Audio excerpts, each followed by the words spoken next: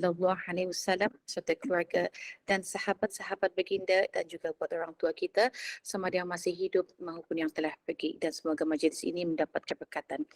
Ila hadratil Mustafa Sallallahu Alaihi Wasallam. Al-Fatihah.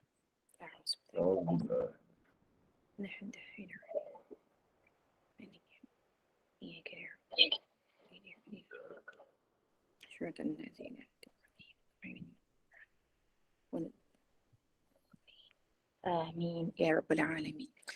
Yang berbahagia Ustaz Muhammad Nazri bin Haji Mustaqim, Imam Masjid Negara, yang bersahabat tim pengurusan Gamaya Sinur Iman yang dipimpin oleh Puan Rosniati Mansur, yang dihormati lagi dikasihi para jemaah muslimin muslimat yang sudi hadir mengimarahkan Taman Ilmu Gamaya Sinur Iman pada malam ini.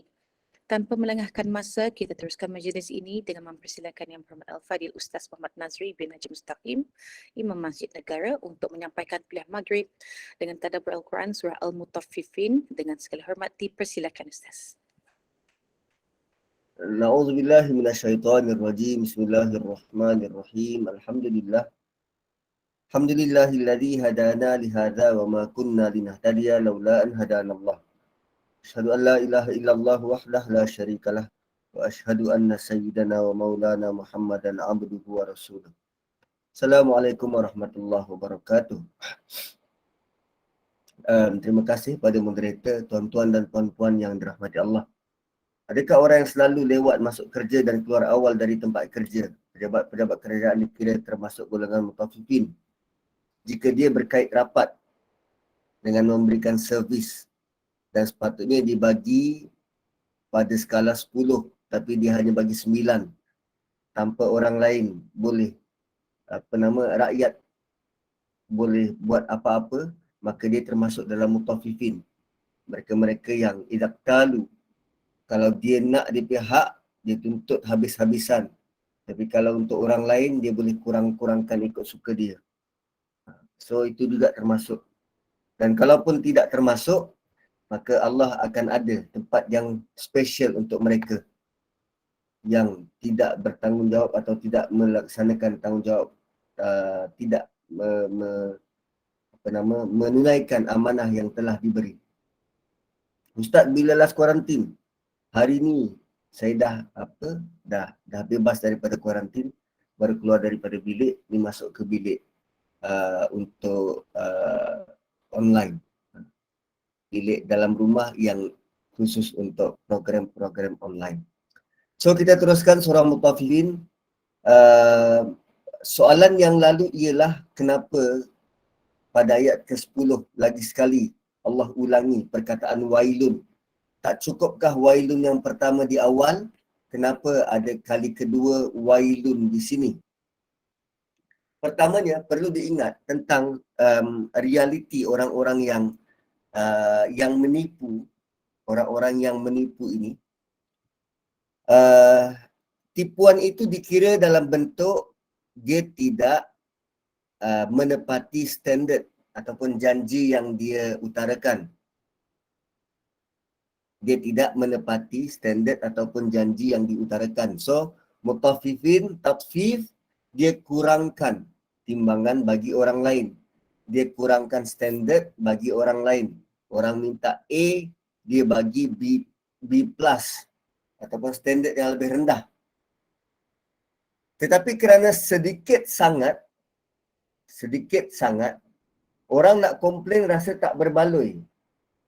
Dan kalaupun orang komplain, dia segera mendustakan. Kalaupun orang buat aduan, komplain, dia dengan cepat deny. Mana ada, saya bagi cukup lah. Tu. So, untuk kesalahan kedua ialah ketika orang datang balik kepada dia untuk tuntut, dia segera deny. Dia dustakan kenyataan orang tu. Dia perlekehkan komplain orang atau dia menafikan tuduhan yang diberi kepada dia. Sebab tu dia bukan sahaja buat satu kesalahan, tetapi dia akan buat kesalahan demi kesalahan. Dan selayaknya mereka ini Allah gelar sebagai Fujjar. Fujjar. Dosa dia tu memberi kesan dan impak ni. Inna kitabal fujjar. Dosa yang dilakukan memberi kesan dan impak. Pertama, dia kurangkan. Dosa kedua, dia mendustakan. Malah menyalahkan pula pelanggan. Engkau tak cek awal-awal lah pasal. Patutnya sebelum keluar daripada kedai, ceklah dulu. Ini dah balik ke rumah seminggu kemudian baru datang balik. Tak valid. Resit mana resit? So, apa yang dia dustakan sebenarnya? Sewaktu dia membuat penafian dan penolakan tu, realitinya dia sedang menafikan apa? Dia sedang menafikan yukadzibuna biyaumiddin. Mereka mendustakan hari pembalasan. So rupanya dia bukan sahaja berhadapan dengan pelanggan, tetapi dia sedang berhadapan dengan realiti hari pembalasan. Dia bukan sekadar menafikan tuntutan pelanggan, tetapi dia menafikan kewujudan hari pembalasan. Dia berfikir-fikir dia tidak dikenakan apa-apa. Pada dia, aku akan terlepas. Malah dia menggunakan wang ringgit dia. Kalaupun dia disaman, dia akan menggunakan keupayaan dia untuk memenangi saman tersebut. Bolehkah orang mutafifin minta maaf kepada yang dizalimi? Kalau dia tahu siapa yang dizalimi, silakan. Kalau dia tahu siapa yang dizalimi, silakan. Bayangkan kalau pelanggan dia ratusan ribu orang. Kan? Buat air mineral macam ni. 500 ml. Tapi dia set dekat kilang dia hanya letak 495 ml. So setiap botol dia untung 5 ml. 10 botol dia dah dapat modal balik 500 ml. Setiap 100 botol dia dapat 500 ml. Berapa untung tu? So kalau dia boleh dapatkan pelanggan-pelanggan yang dia pernah zalimi, minta maaf. Dan hanya itu caranya kalau kita menzalimi orang, kita kena minta maaf pada orang yang kita zalimi. So alladzina yukadzibuna biyaumiddin. Dia tak percaya atau dia sebenarnya perbuatannya tu sedang menafikan kewujudan hari pembalasan. Hari pembalasan. Dan Allah bagi tahu tiada manusia yang sanggup untuk mendustakan hari pembalasan itu kecuali kullu mu'tadin asim, kecuali orang-orang yang mu'tad. Mu'tad ni cepat melenting. Mu'tad ni cepat melenting. Katalah Puan Rohana berjual beli dengan saya. Saya jual kuih-kuih. Waktu bazar Ramadan. So Puan Rohana beli. Balik. Waktu beli kuih mana boleh nak test, nak cuba rasa sedap ke tak. Puasa kot, kan? So dia balik. So besok petang, kerana Puan Rohana tak puas hati, maka dia datang ke kedai saya dan bagi tahu, Cik jual karipap inti oksigen. Puan Rohana datang bertanya. Bukan dia nak buat tuduhan. Dia bertanya. Dia kata, Encik semalam saya beli dekat kedai Encik. Rupanya antara karipap yang Encik jual tu ada yang berinti oksigen kosong. Kan dia tanya elok-elok. Respon saya, mana ada. Entah-entah awak beli kat kedai mana-mana. Entah lepas tu tuduh. Saya pula yang buat. Mu'tad. Orang cakap elok-elok, dia tiba-tiba melenting. Dan sekarang secara psikologinya, bila kita tinggi suara, pihak lawan akan tone down. Akan rasa dialah yang bersalah. Itu taktik. Bila dia tinggi suara, pihak lagi satu akan tone down. Melainkan kalau pihak lagi satu juga gedebel pun tinggi suara. Akhirnya perbalahan pergaduhan berlaku.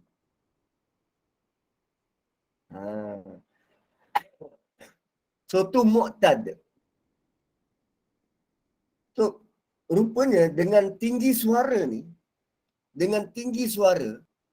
dia memberi banyak petanda-petanda. Antaranya ialah, kenapa engkau perlu tinggi suara? Adakah engkau rasa tak secure dan kau rasa nak protect diri engkau? Lalu bila engkau rasa tak secure, tak selamat, nak protect diri engkau daripada rasa bersalah. Sebab bila rasa bersalah, dia akan ingat hari akhirat nanti kesalahan-kesalahan ini akan ditanya. Kesalahan-kesalahan ini akan diminta pertanggungjawab. So dengan dia deny dia rasa bersalah, maka dia perlu bertindak agresif. So orang agresif ni, dia tolak semua, tak nak terima. So akhirnya diinstil dalam fikiran dia, aku tak bersalah. So bila rasa diri tak bersalah, kita tak bertaubat. Bukan salah aku, salah orang lain. Kita tak bertaubat. So bila kita tak usahakan taubat, apa makna kita beriman dengan hari akhirat? Kita akan rasa selamat. Aku tak ada salah, buat apa aku bertaubat? Itu mu'tad. Melampau. Cepat meletup. Melampau. Kemudian, apa lagi? Sifat kedua, asim.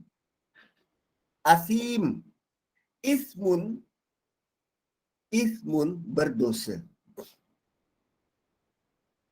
Ismun ni berdosa. Dan bentuk dosa ismun ni,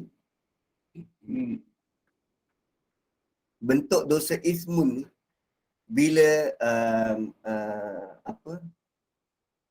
ismun ni dosa yang terhasil kalau kita tidak menepati macam mana?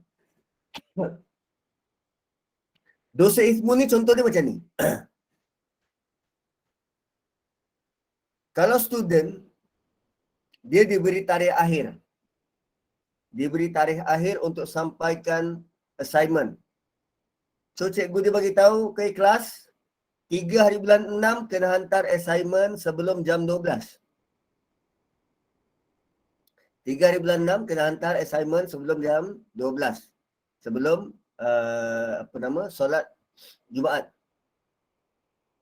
So bagi yang hantar sebelum jam 12, dia menepati masa.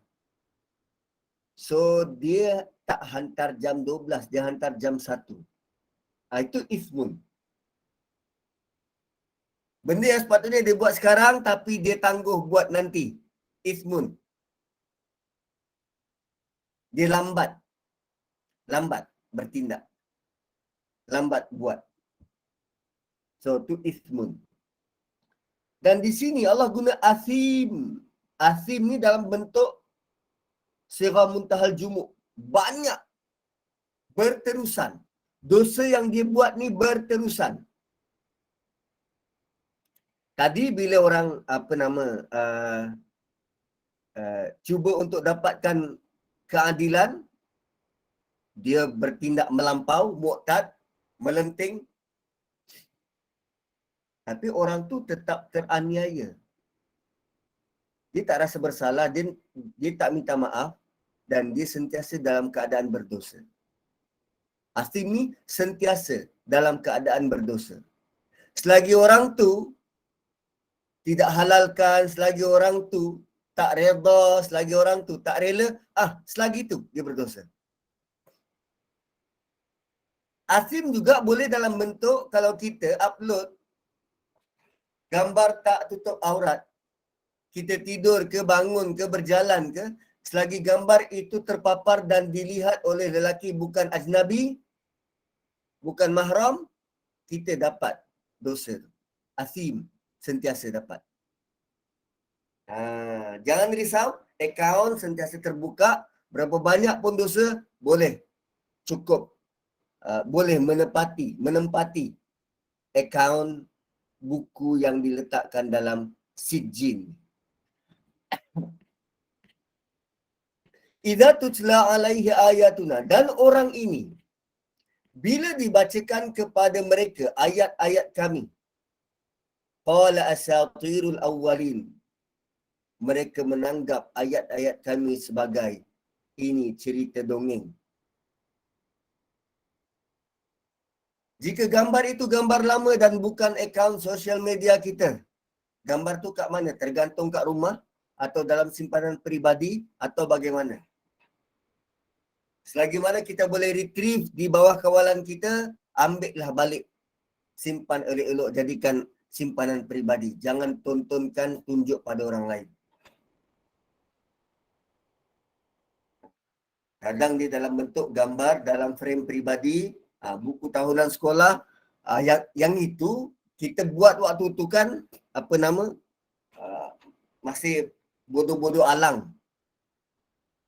So kalau dapat retrieve balik mana-mana kawan yang ada buku tahunan sekolah, minta dia tolong tutupkan aurat kita. Kalau tak berupaya, bertaubatlah pada Allah. Moga-moga Allah ampunkan kekhilafan, kesalahan, tindakan kita dalam keadaan sedar dan tidak sedar. Banyak benda-benda yang kita buat dalam keadaan sedar dan tidak sedar dan kita tak tahu kita berdosa. Maka bertaubatlah, mohon ampun pada Allah Subhanahu Wa Taala. Itu perlunya hari-hari kebesaran yang padanya doa dimustajabkan. Bukan doa minta sesuatu yang baru, tetapi mintalah agar keampunan dosa-dosa kita, kehilafan, kesalahan yang telah lalu diampunkan dan moga-moga Allah mudahkan untuk kita bertaubat dan bertemu kembali pada dia. Itu yang lebih penting. So bila disebut pada mereka tentang ayat-ayat kami, tentang peraturan-peraturan dari Allah, tentang mutaffifin ini, mereka gambarkan atau mereka kata ini semua cerita dongeng. Qala asatirul awwalin. Ini semua tak relevan. Ini semua zaman Nabi. Kisah penglipur lara. Bila diberi ingatan, ditunjukkan tanda ayat-ayat kami, dibacakan ayat Quran, ini tidak relevan. Kalau ini semua dongeng dahulu kala. Kalla, no, jangan fikir begitu. Bal rana ala qulubihim. Bahkan telah buta mata hati mereka. Makanu yaksibun. Dengan sebab apa yang mereka telah kerjakan. Rupanya tuan-puan, jika kita hanyut dalam kesilapan yang ini, dia memberi kesan kepada mata hati. Fizikalnya mungkin nampak untung, mungkin nampak kaya, tetapi dia membawa kesan buruk kepada mata hati. Buktinya kita boleh lihat dekat keliling kita, peniaga-peniaga yang curang semacam ini. Dia dah tak ada hati perut dah. Dia dah tak ada hati perut. Dia sanggup biar nampak orang lain merana tercari-cari ayam. Peduli apa? Dia kata. Yang penting kerajaan perlu ikut tuntutan kami. Kami dah terdesak. Dia kira dia punya terdesak je. Dia kira dia punya hak sahaja. Kalla bal rana ala qulubihim. Dekat situ ada saktah. Dan saktah dekat situ tahan nafas 2 harakat. Bal rana ala qulubihim. Bahkan mata hati mereka telah diseliputi kekotoran. Maka yaksibun. Apa yang mereka kasabah. Kasabah ni usahakan, kerjakan. Dan ini dia melibatkan penyakit dalam hati. Penyakit dalam hati. Kalla innahum ar-rabbihim yawma idzin lamahjubun. Dan Allah bagi tahu jangan berhentilah daripada terus-menerus melakukan kesalahan ini. Kerana nanti pada satu hari nanti kalau kamu tak berhenti, kamu akan dihijab dari Tuhanmu. Lamahjubun, dihijab. Itu lebih dahsyat. Di dunia mata hatimu sudah diselaputi dengan apa yang kau buat. Kau dok rasa apa yang kau buat ni betul. Kau dok rasa apa yang kau buat ni menguntungkan. Itu di dunia. Dekat akhirat nanti, kau akan terlindung dari rahmat Tuhanmu. Terdinding, lamahjubun, hijab dari Tuhanmu. Summa innahum lasalul jahim. Setelah dilindung, terdinding daripada Tuhan, kamu akan dicampak, dibakar. Menderita, dibakar oleh bakaran neraka. Summa innahum lasalul jahim. Kamu bakal dibakar oleh api neraka. Summa yuqal. Dan kamu akan mendengar orang berkata atau dikatakan kepada kamu, hadzal ladzi kuntum bihi tukadzibun. Ini yang dahulu kamu dustakan. Ini yang dahulu kamu dustakan. Tuan-puan, kenapa begini panjang peringatan dari Allah berkaitan dengan orang yang berniaga ini? Terutamanya bila kita baru saja melalui ayat-ayat tentang neraka. Why?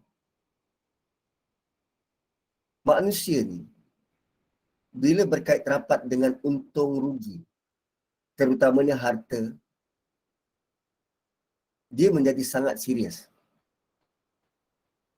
Tumpuannya berbeza berbanding benda lain. Sebut tentang duit, dia dapat satu gunung emas, dia nak gunung yang kedua. Itu built-in dalam diri manusia. Satu tak cukup, dia nak dua. Dah dapat dua, dia nak yang ketiga. Ya, dia jadi tamak. Semua orang ada macam tu. Setiap manusia akan ada ketamakan itu.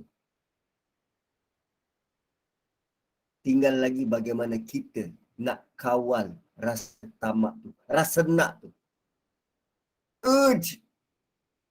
Nak lagi. Kita yang boleh define berapa sukar nak kawal. Dan sekarang Allah bagi tahu. Orang-orang yang nak yang nak berniaga.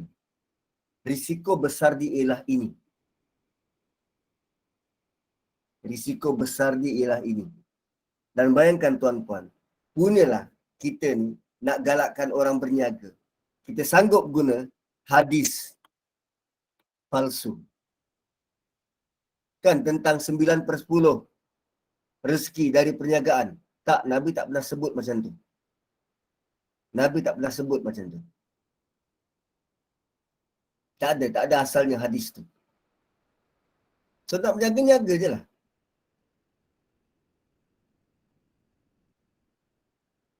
So ini peringatan dalam surah Mutaffifin 10 ayat berkaitan dengan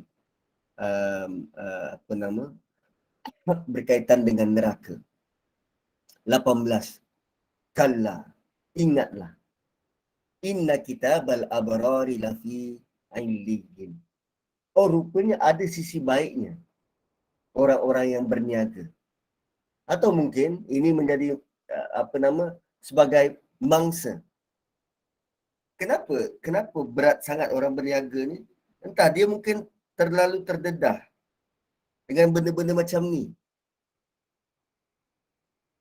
Kan berkaitan dengan pelanggan, stok, barang, dan bagaimana dia berlegar dan berkisar tentang benda tu. So 18, sungguh kitab-kitab orang-orang abrar ni orang-orang yang buat kebajikan, bir baik, abrar orang yang buat kebaikan. Lafiya illiyin, berada di dalam kitab daftar illiyin. Di atas sijin, di sini illiyin. Wa ma adraka ma illiyun? Tahukah kamu apa dia kitab illiyun? Kitabun marqum. Kitab yang marqum, raqama, yang terpahat ataupun disulam. So maksudnya amalan-amalan itu tidak boleh dipadam. Tidak boleh dipadam. Dan menariknya, sebelum ini Allah bagi tahu orang-orang yang fujar, amalan mereka ataupun nama mereka tak terpadam di pintu neraka. Dan bagi orang yang baik, nama mereka tidak dipadam di pintu syurga. Malah bukan hanya itu, yashhaduhul muqarrabun. Ada malaikat-malaikat yang dekat. Malaikat-malaikat yang dekat dengan Allah, yang akrab. Yang tempat dia, duduk dia dekat dengan Allah, menyaksikan nama-nama yang terpahat di pintu syurga tu. Kita kadang, kalau kita masuk pertandingan, impian kita menang dan nama kita terpampang di dada akhbar, terpampang di kaca TV. Tapi di sini Allah bagi tahu, nama orang-orang yang abrar terpahat di pintu syurga dan disaksikan oleh malaikat-malaikat yang dekat dengan Allah.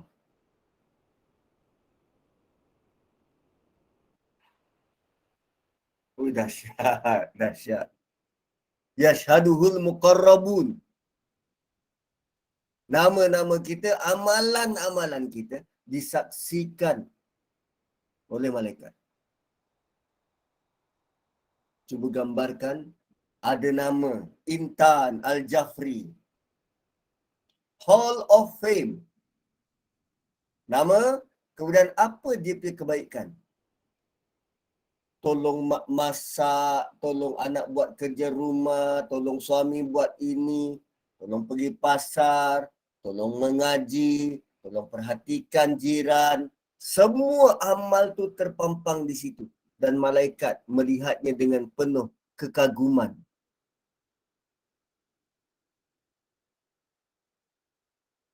Dekat sekolah kita ada kan Hall of Fame? Siapa yang pernah berjasa di sekolah tu? Yang dahulu ni nama Amin, sekarang dah jadi Tan Sri, Datuk Seri Dr. Al-Amin.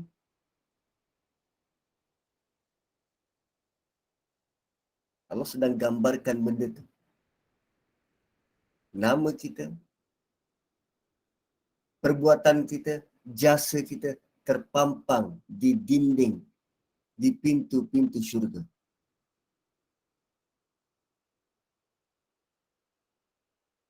Tuan-tuan tak nak ke macam tu?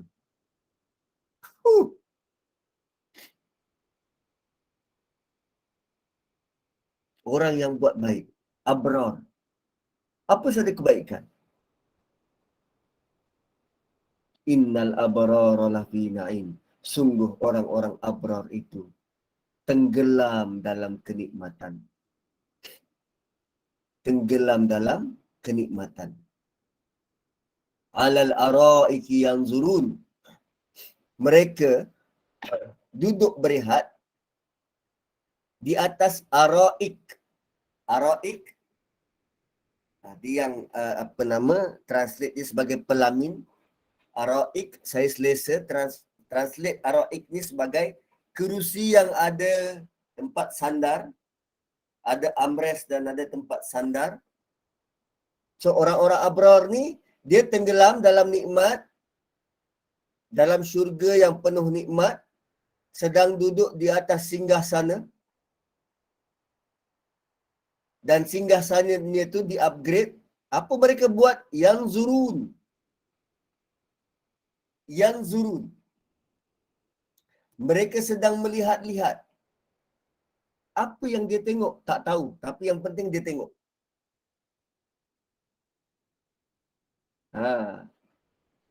Dia melihat, sedang melihat-lihat. Yang zurun, sedang tengok.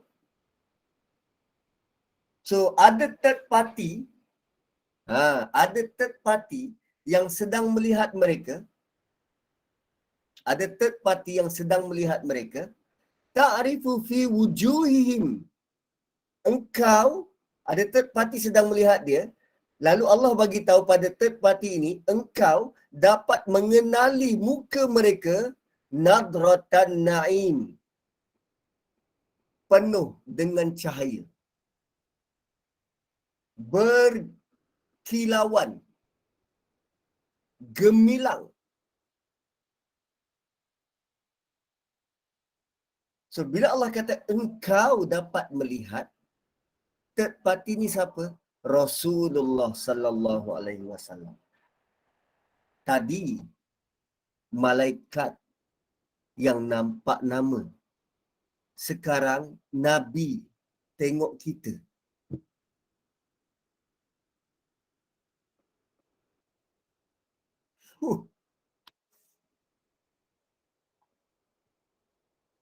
Bayangkan kita tengah duduk rupanya dalam diam. Nabi tengah tengok kita. Kita tengah tengok. Duduk macam tu kan, tengok. Rupanya Nabi sedang tengok kita. Tak pernah tergambar kita, tuan-tuan. Tak pernah tergambar nikmat macam ni. Siapa kita untuk Nabi tengok kita? Tapi Allah bagi tahu, engkau wahai Muhammad mengenali wajah-wajah mereka penuh dengan cahaya. Engkau melihat mereka, kau kenal mereka. Nabi kenal kita.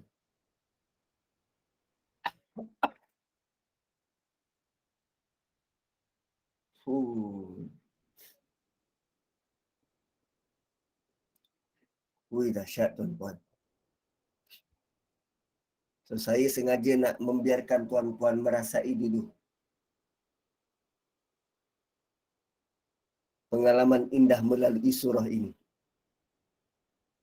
Ta'rifu fi wujuhihim nadratan na'im. Tadi malaikat yang melihat. Sekarang Nabi. Dan Nabi kenal pula tu.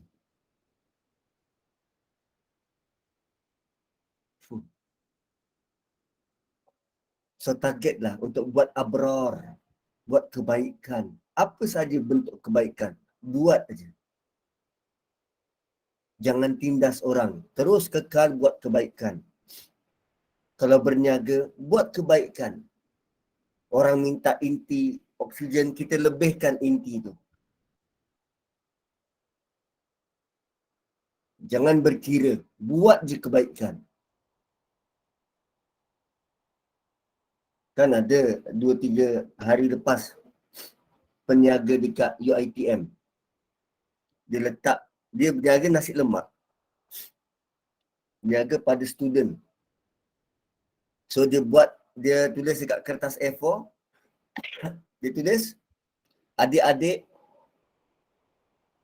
kalau tak ada duit, jangan segan, jangan malu, minta aja. Makcik bagi free. Yang penting korang dapat belajar dan tidak berlapar. Itu kan abrar, kebaikan.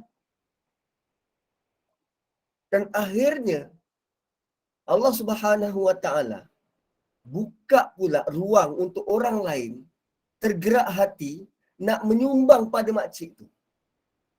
Makcik ni, saya beli nasi lemak RM1, Saya bagi RM10, baki RM9 ni untuk 9 orang yang nak ambil free daripada makcik. Buat je abrar ni, buat je kebaikan. Allah akan ganti dengan lebih baik. Allah akan ganti dengan lebih baik. Ta'rifu fi wujuhihim nadratan na'im. Kau dapat melihat mereka. Kau dapat melihat mereka. Ui, Nabi, tengok kita. Wow. So bayangkan tuan-tuan. Tadi kita lalui ayat tentang neraka dan kita rasa sangat tertekan. Sangat dahsyat. Tapi bila Allah cerita tentang nikmat syurga. Wow. Hilang semua nikmat neraka. Hilang semua azab neraka. Hilang.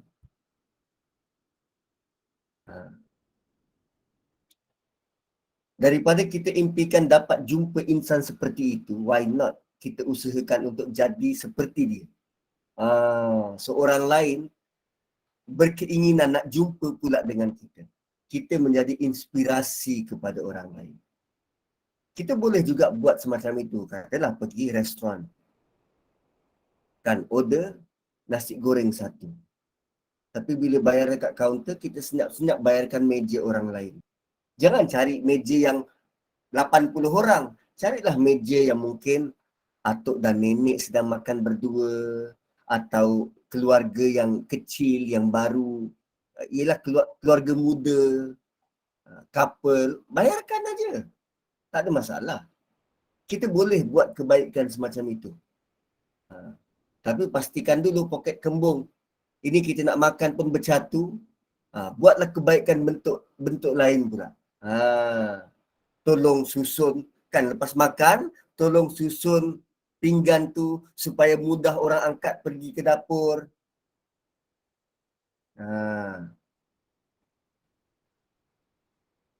So buat apa saja bentuk kebaikan. Kan kadang kita pergi hotel. Ada tak kita nak gantung buah-buahan dekat bilik orang lain, dekat pintu bilik orang lain? Kalau tak ada, mungkin itu satu idea yang elok untuk kita buat kebaikan. Tak, kita nak buat kebaikan ni bukan pilih orang. Oh, aku nak buat kebaikan pada orang Islam je. Tak, pada semua. Pada semua. Buat je kebaikan. So ayat 25, yusqawna min rahiqin makhtum. Rahiq makhtum ni, rahiq makhtum. Rahiq ni minuman dalam botol. Minuman dalam botol. Rahiq ni botol. Makhtum, botol tu tertutup.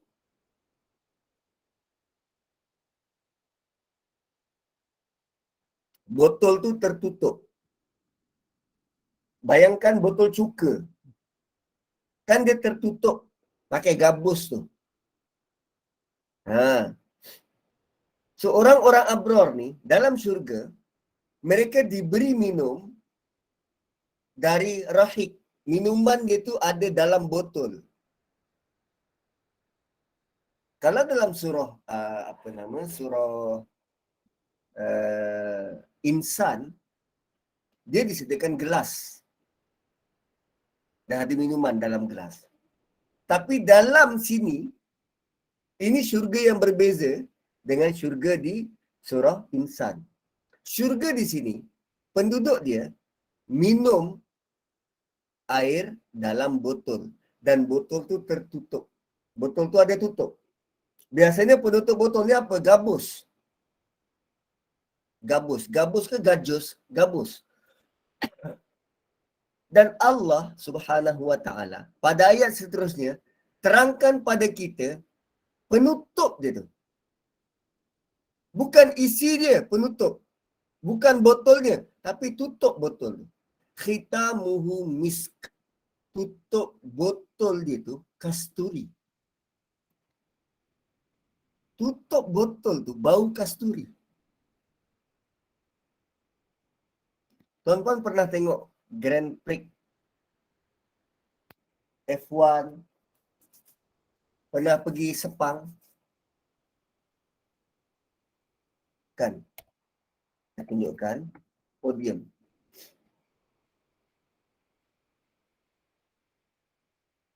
Podium F1.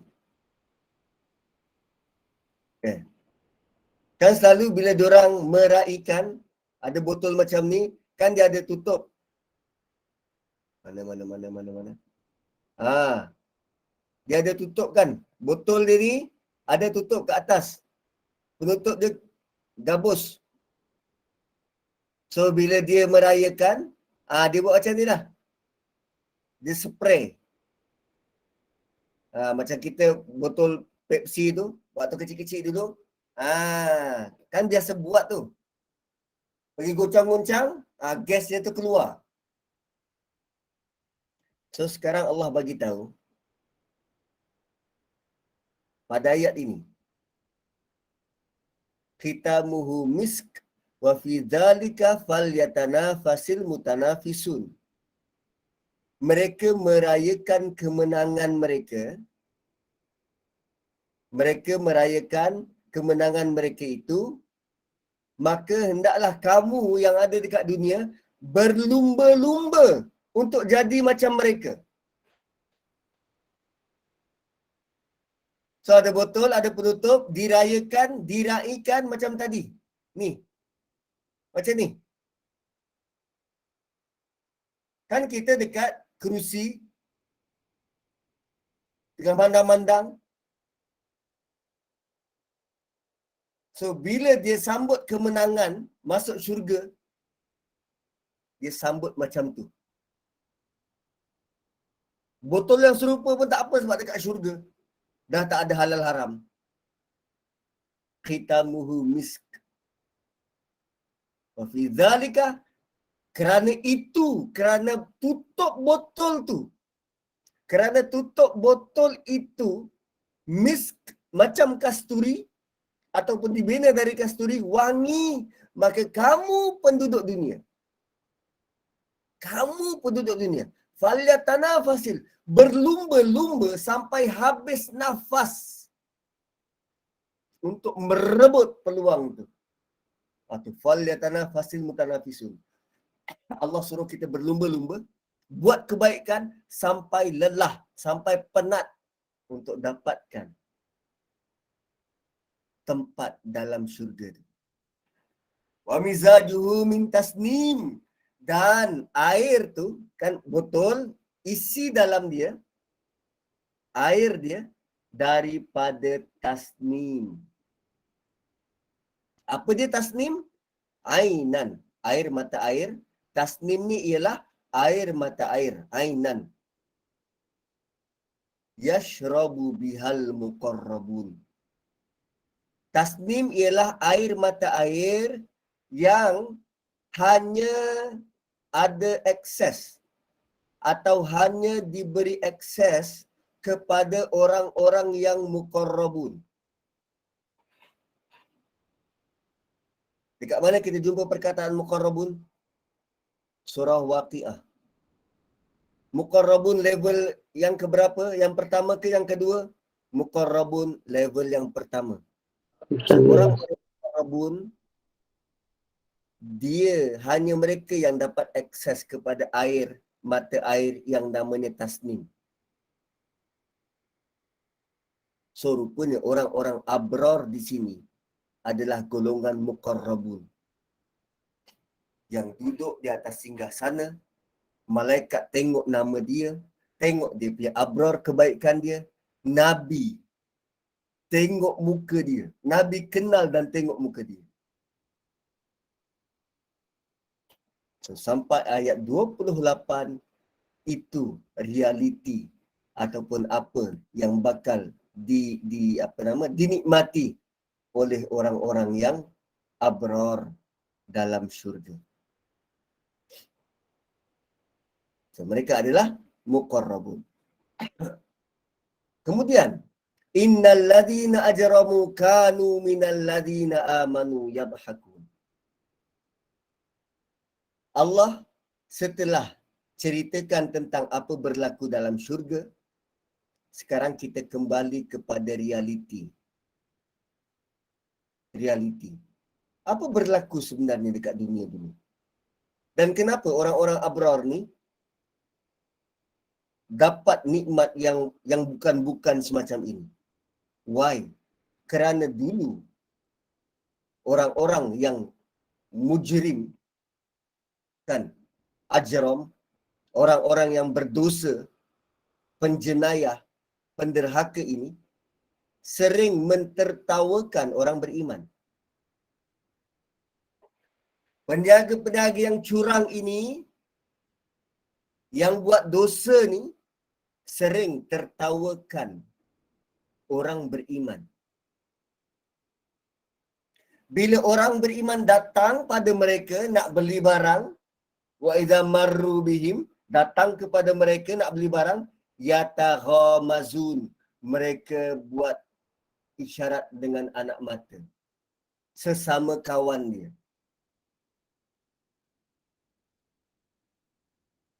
Kan? Dia buat isyarat dengan hujung mata, dengan anak mata. Orang beriman. Ha. Dia sering mentertawakan orang beriman. Sebab bagi mereka orang beriman ni jujur sangat. Senang ditipu. Jual dengan orang Islam lain harga. Sesama mereka lain harga. Dengan orang Islam lain harga. Sering dibuli dan ditertawakan.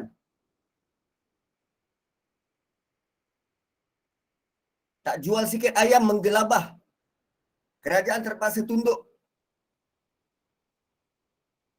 Wa idzan qalabu ila ahlihim, bila mereka kembali kepada ahli keluarga mereka, in qalabu fakihin, mereka kembali dengan riang gembira. Dia dah jual dengan cara yang curang, ada orang beriman, paksa-paksa orang beli, ada isyarat, ada harga tertentu. Bila dia kembali kepada ahli keluarga mereka, mereka kembali dengan fakihin, riang gembira. Wa idza ra'auhum, dan bila mereka melihat orang beriman, bila di dalam komuniti dia melihat orang beriman, qalu, mereka katakan, tu semua tu, tengok semua tu bukan tahu apa tu. Tok Haji, Tok Lebay tu, semua tu sesat tu.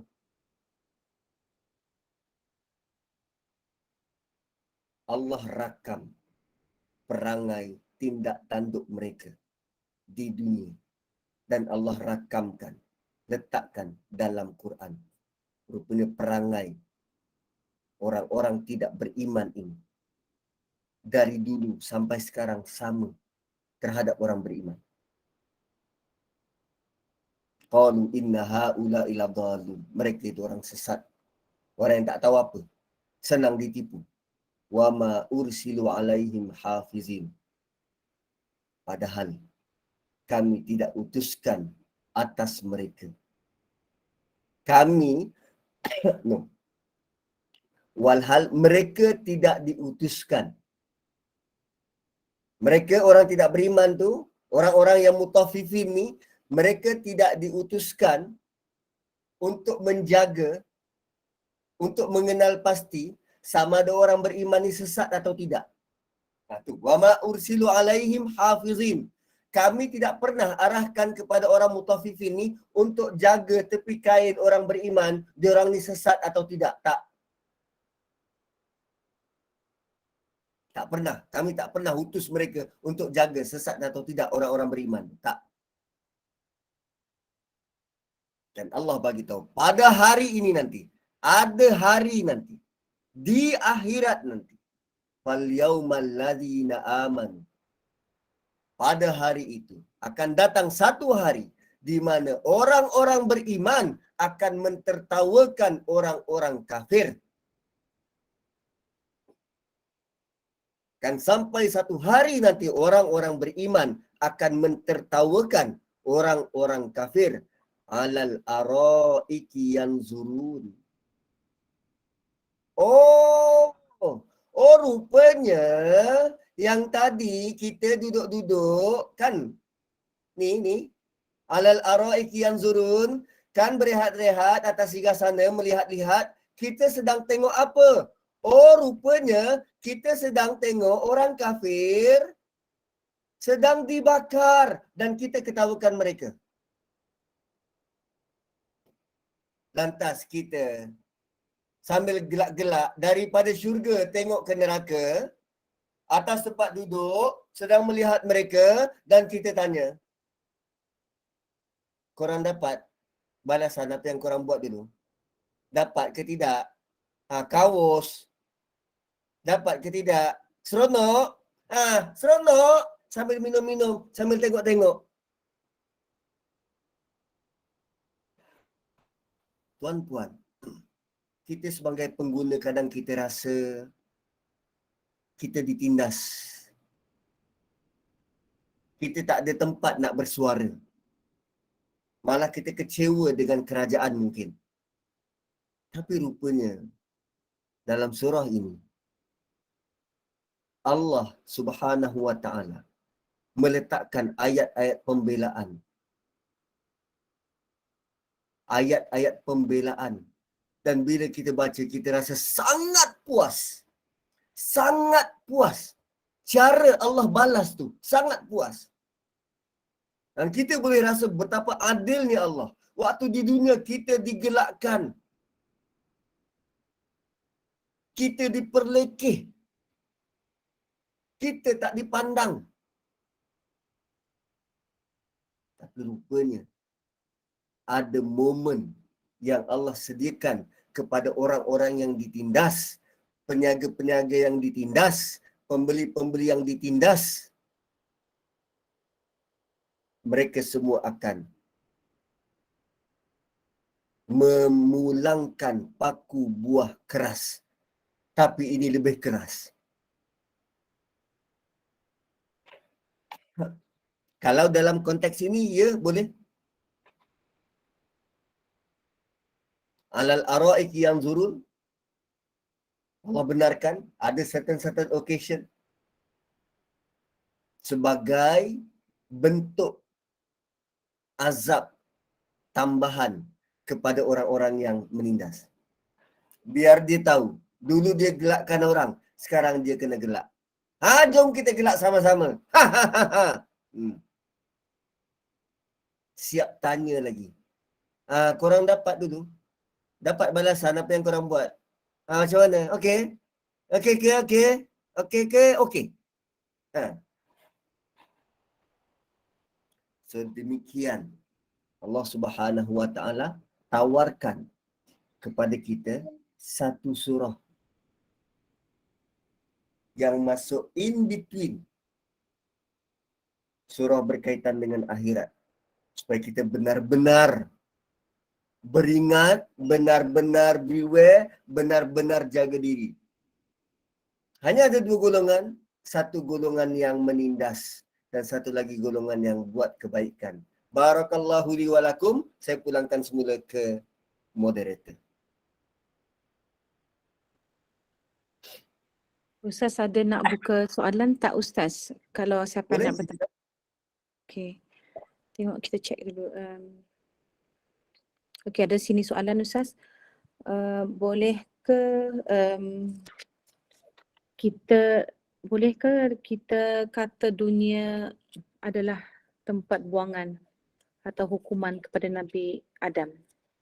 Tak boleh. Sebab bukan itu. Dunia bukan tempat hukuman untuk Nabi Adam. Dan dunia adalah tempat kita diuji, bukan dihukum.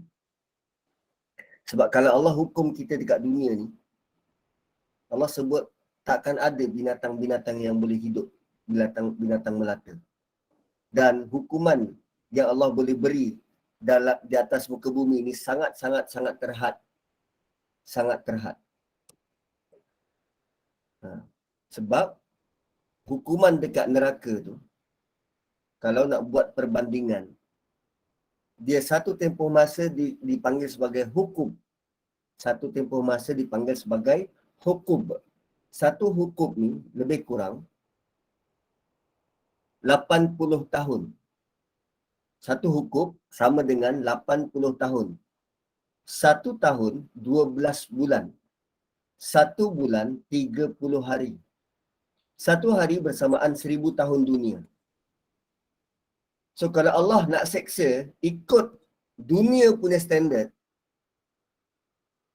kita tak tergambar berapa lama untuk satu dosa, satu kesalahan. Dekat neraka dah tersedia satu hukum. Malah dalam surah An-Naba, Allah tidak kata hukum, tapi Allah kata ahqaba, beberapa hukum. So selepas satu tempoh, satu hukum, bersambung lagi satu hukum yang lain. Ahqab pula at least 5 ke 6 hukum. Darab sendirilah berapa lama. Tapi nak kata dunia adalah tempat buangan atau tempat hukuman, tidak. Bukan. Itu kena rujuk balik surah Baqarah. Dan bagaimana, kena fahami balik ayat arahan dari Allah Subhanahu wa ta'ala. Wallahu a'lam. Okey, ada apa-apa soalan daripada jemaah yang ingin bertanyakan kepada Ustaz?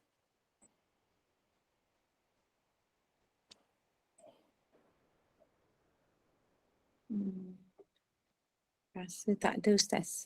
Kita tutup majlis. Assalamualaikum Ustaz. Oh, okey. Ya, waalaikumsalam. Kalau orang yang duduk di syurga itu, dia boleh nampak orang yang duduk di neraka dan orang yang duduk di neraka boleh nampak orang yang duduk di syurga ke? Macam mana Ustaz? Dia hanya orang syurga boleh nampak orang dekat neraka. Orang neraka tak boleh buat apa-apa.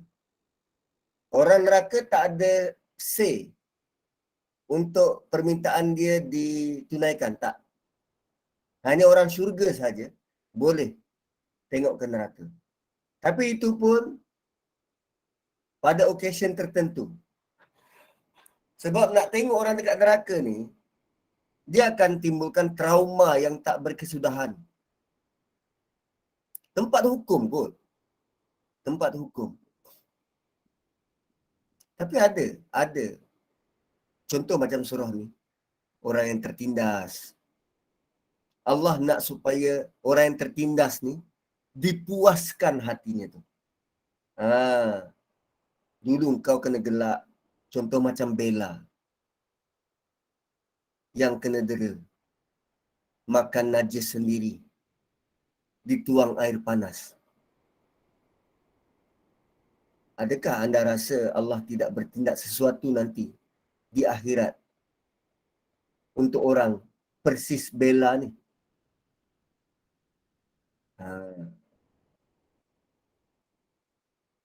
So dia ada. Ya. Ustaz, kalau orang yang tertindas tu jadi Masih, muka Ustaz. rabun, tapi kalau dia diam saja jadi muka rabun, tapi kalau misalnya dia mengumpat orang yang buat jahat tu macam mana? Masih jadi muka rabun juga ke? Sia-sialah maksudnya. Sepatutnya dia mendapat apa nama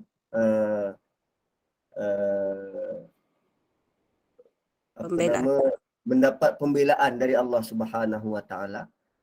Tapi dia sia-siakan peluang tu untuk hal yang lain, untuk dia pula diminta bertanggungjawab. Mungkin dari sudut dia ditindas tu, ya, Allah akan bela. Tapi untuk dia sendiri buat dosa tu, dia kena bertanggungjawablah atas dosa dia. So salah satu cara untuk menghilangkan dosa mengumpat ni ialah orang yang diumpat tu berhak untuk ambil kita punya ganjaran dan pahala. Kan rugi. Cara tu je. Katalah saya mengumpat dayangku tak ada buat apa-apa, saya mengumpat dia. So dekat akhirat nanti, dayangku berhak untuk ambil saya punya kebaikan berapa banyak dia nak, sampai dia puas. Kan rugi. Rugi. So kita berjuang bermati-mati nak buat abror, rupanya kita sedang membina pahala untuk orang lain. Alamak. Semua macam istilah kalau orang berkapal ni, aku sedang jaga bini orang lain. Rugi. Kita pergi usaha, kita batalkan dengan mulut kita. Oi, kesian. So, jagalah diri, jagalah mulut daripada benda yang tak patut. Wallahu a'lam.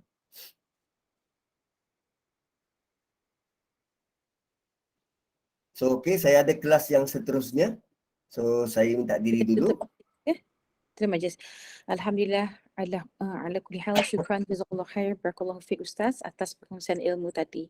Didoakan semoga Allah sentiasa melimpahi rahmat kepada Ustaz, dipermudahkan segala urusan Ustaz, keluarga, serta diberi afiat yang baik, diberi rezeki yang luas dan berkat. Semoga kita semua juga akan sentiasa istiqamah dan menimba ilmu untuk memperbaiki diri kita kepada yang lebih baik selain daripada untuk kita mendapatkan ganjaran pahala dan keridaan Allah Azza wa Jalla. Kepada Al-Fadil Ustaz, kita jumpa lagi di kuliah akan datang insya-Allah. Jazakallah khair. Barakallahu fiik, fi amanillah Ustaz. Dan kepada para jemaah, terus bersama GYNI, bersama dengan Al-Fadil Ustaz Muhammad Naim, Meja Muhammad Naim selepas ini untuk kuliah Isya. Saya akhir dengan wabillahi taufiq wal hidayah Ustaz. Assalamualaikum warahmatullahi wabarakatuh. Terima kasih Ustaz. Terima kasih semua. Assalamualaikum. Assalamualaikum. Terus bersama Waalaikumsalam. UNI ya, ada kuliah selepas ini. Waalaikumsalam.